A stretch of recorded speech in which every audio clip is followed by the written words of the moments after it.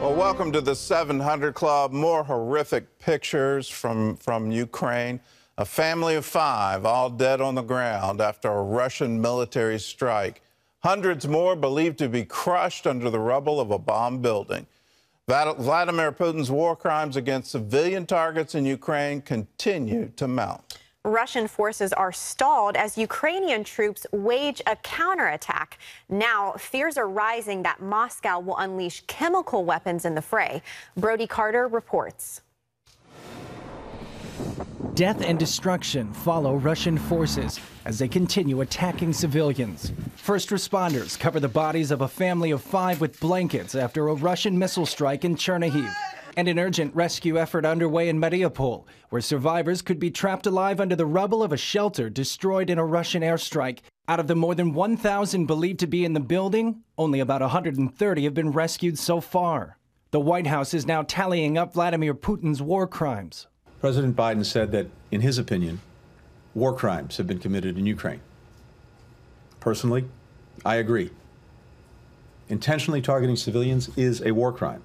With Russian forces stalled, the Ukrainians are mounting counterattacks. A battle outside Kyiv Wednesday shows Russian tanks being destroyed, possibly by a drone strike. CBN's George Thomas takes us inside a Ukrainian military checkpoint in the city. I've been to many checkpoints, and there are thousands of these checkpoints around the country, but this is exclusive because they never allow you to film inside these checkpoints because of security conditions. So this is basically a trench, right? So these are where the soldiers would position themselves in case of a potential Russian attack. You've got the solid beams here. They've dug probably about 2-3 feet in here. But then I'm going to take you out off the trench here.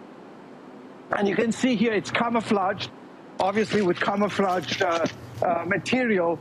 And then this is kind of like a life here. You've got somebody on this side who is cutting wood because it's so cold during the evening times. They cut the wood on this side, and then all the soldiers would be sleeping in these quarters. And then they come and cook. They cook their food.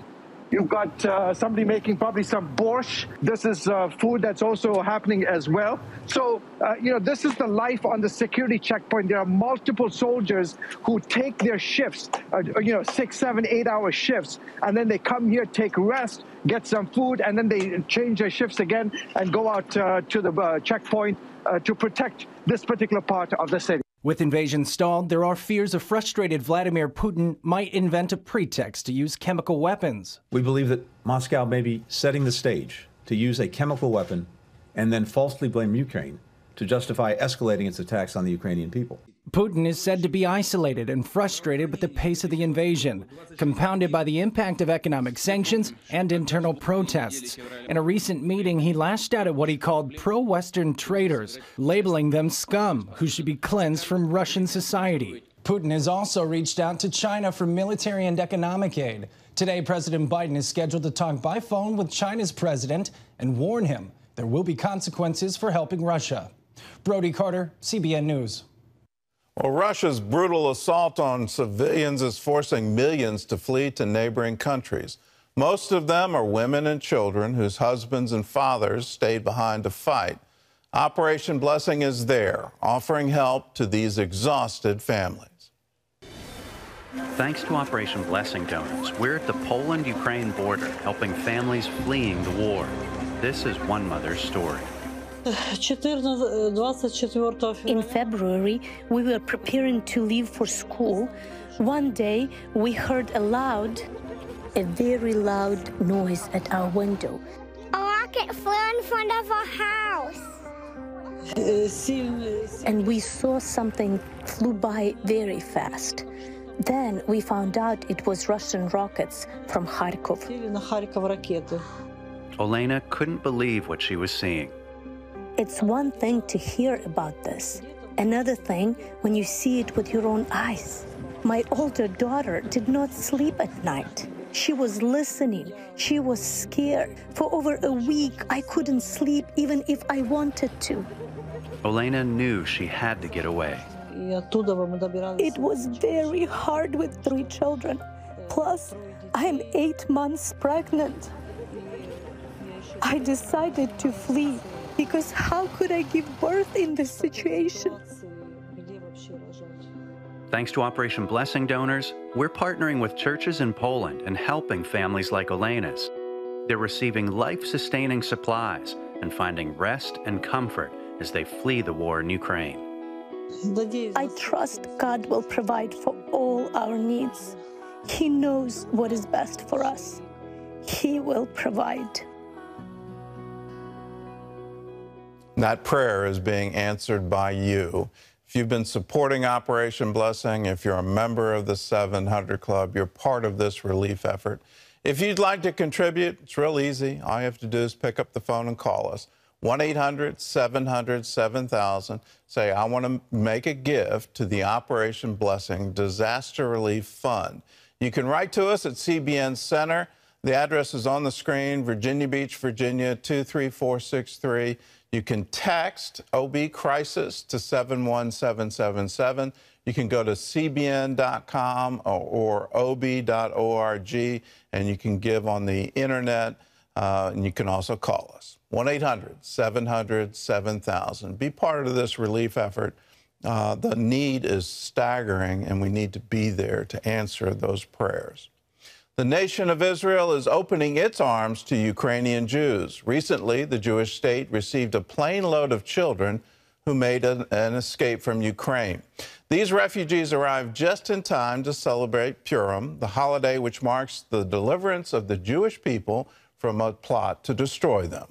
CBN's Chris Mitchell has more. These children are celebrating the Jewish holiday of Purim here at Netzarim outside Jerusalem. This is normally a place where youth groups and others come to hike and enjoy nature. But over the last few weeks, Netzarim welcomed about 150 Jewish refugees fleeing the war in Ukraine.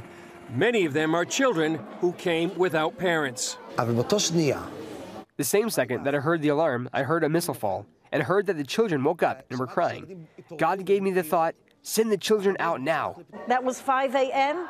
At 12 o'clock noontime. All the kids and the 3 families that were working with them were on a bus towards the Carpathian Mountains, bringing them further away from the battleground. Rabbi Shlomo Wilhelm and his wife Esther have led the Jewish community in Zhytomyr, Ukraine for the last 27 years.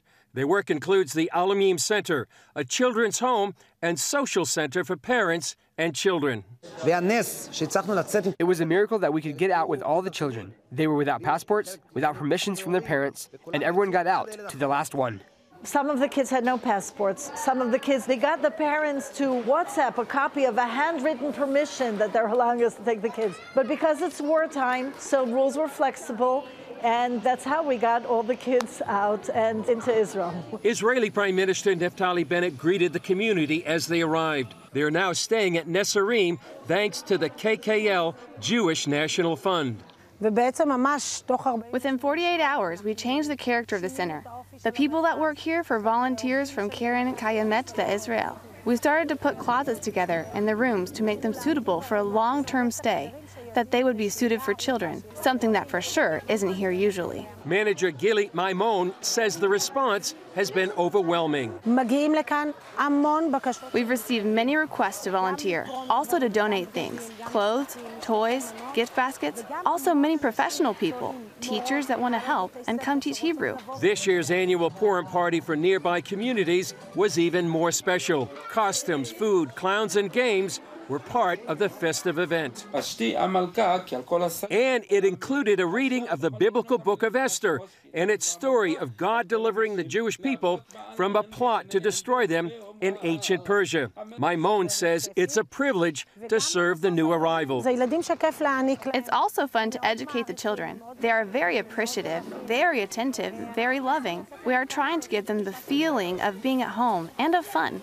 While Israel is ready for the newcomers to stay, their future is still uncertain. It's a wonderful place where they've been very hospitable to us and all our needs, and it's a beautiful nature, but it's not a place where we can live long term. Malki Bouquet is director of the Alumim Center. We're just trying a lot of different things in a different situation. We will see what's going on, how the war is continuing or ending, and what happens in Ukraine in the next day. Esther says that while they are living a life of contradictions, a good attitude will see them through. We need to know that there are things we have to take care of, things we have to do to think about the future, but at the same time, to try to stay positive, stay happy, celebrate Purim in the best way we can, because there's a saying that joy breaks through barriers. Chris Mitchell, CBN News, Jerusalem.